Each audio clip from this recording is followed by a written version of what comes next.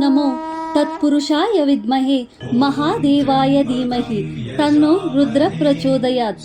ನಮ್ಮ ಜೀವಮಾನದ ಅವಧಿಯಲ್ಲಿ ಒಂದು ಬಾರಿಯಾದರೂ ಹಿಮಾಲಯ ಪರ್ವತ ಶ್ರೇಣಿಯಲ್ಲಿರುವ ಕೇದಾರನಾಥ ಧಾಮಕ್ಕೆ ಹೋಗಬೇಕು ಎಂಬ ಆಸೆಯು ಹಿಂದೂ ಧರ್ಮದಲ್ಲಿ ಜನಿಸಿದ ಪ್ರತಿಯೊಬ್ಬರಿಗೂ ಇರುತ್ತದೆ. ನಮ್ಮ ಪರಂಪರೆಯಲ್ಲಿ ಶ್ರೀ ಕೇದಾರ ಪೀಠಕ್ಕೆ ದಕ್ಷಿಣ ಭಾರತದ ಶುದ್ಧ ವೀರಶೈವ ಜಂಗಮ ಶಿವಾಚಾರ್ಯರೇ ಪೀಠಾಧಿಪತಿಗಳಾಗಬೇಕು ಎಂಬ ಪದ್ಧತಿ ಇದೆ. ಇಂತಹ ಒಂದು ವೀರಶೈವ ಮಠವು ವೀರಶೈವ ಲಿಂಗಾಯತರೇ ಇಲ್ಲದ ಉತ್ತರಾಖಂಡದಲ್ಲಿರುವುದು ನಮ್ಮೆಲ್ಲರ ಸೌಭಾಗ್ಯವೇ ಹೌದು.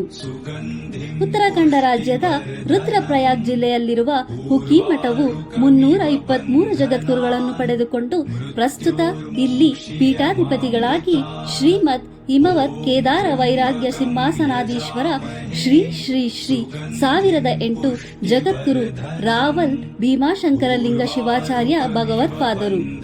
ನಮಗೆ ತಿಳಿದಿರುವ ಹಾಗೆ ಕೇದಾರನಾಥ ಮಂದಿರವು ಅಕ್ಷಯ ತೃತೀಯದಿಂದ 6 ತಿಂಗಳು ಮಾತ್ರ ತೆರೆದಿರುತ್ತದೆ. 6 ತಿಂಗಳ ಕಾಲ ಕೇದಾರನಾಥನ ಮೇಲೆ ಇದ್ದ ರತ್ನಖಚಿತ ಕಿರೀಟ ಮಂದಿರದ ದ್ವಾರ ಮುಚ್ಚಿದ ಮೇಲೆ ಜಗದ್ಗುರುಗಳ ತಲೆಯ ಮೇಲಿರುತ್ತದೆ. ಆದ್ದರಿಂದ ಜಗದ್ಗುರುಗಳನ್ನು ನಡೆದಾಡುವ ಕೇದಾರನಾಥ ಎಂದು ಜನರು ಭಕ್ತಿ ಸಲ್ಲಿಸುತ್ತಾರೆ. ಈ ಮಹಾಚಾರ್ಯರಾದ ಗುರುಗಳು ನಮ್ಮ ಕರ್ನಾಟಕದ ಮೈಸೂರು ಜಿಲ್ಲೆ ಟಿ ನರಸೀಪುರ ತಾಲೂಕಿನ ತಲಕಾಡಿನ ಕಾವೇರಿ ನದಿಯ ಸಮೀಪದಲ್ಲಿರುವ ಸುಮಾರು 200 ವರ್ಷಗಳ ಇತಿಹಾಸವಿರುವ ಹಾಗೂ ಉಜ್ಜಯಿನಿ ಪೀಠದ ಪರಂಪರೆಗೆ ಸೇರಿರುವ ಅಸ್ತೀಕೆರೆ ಮಠಕ್ಕೆ 2025ನೇ ಇಸವಿ ಜುಲೈ 2ರಂದು ಇಷ್ಟಲಿಂಗ ಮಹಾಪೂಜಾ ಮಹೋತ್ಸವಕ್ಕೆ ಆಗಮಿಸಲಿದ್ದಾರೆ.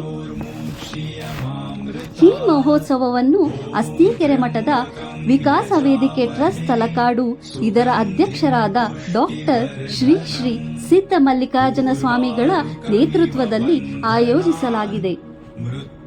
ನಾಡಿನ ಜನತೆಯ ಸಮೃದ್ಧಿಗಾಗಿ ತಮ್ಮ 90 ವರ್ಷಗಳಲ್ಲೂ ಈ ಪವಿತ್ರ ಕಾರ್ಯಕ್ರಮವನ್ನು ಆಯೋಜಿಸಿರುವ ನಮ್ಮ ತಲಕಾಡಿನ ಅಸ್ತೀಕೆರೆ ಮಠದ ಡಾಕ್ಟರ್ ಶ್ರೀ ಶ್ರೀ ಸಿದ್ಧಲಿಂಗ ಮಲ್ಲಿಕಾರ್ಜುನ ಸ್ವಾಮಿಗಳ ನಡೆ ಸ್ಫೂರ್ತಿದಾಯಕವಾಗಿದೆ.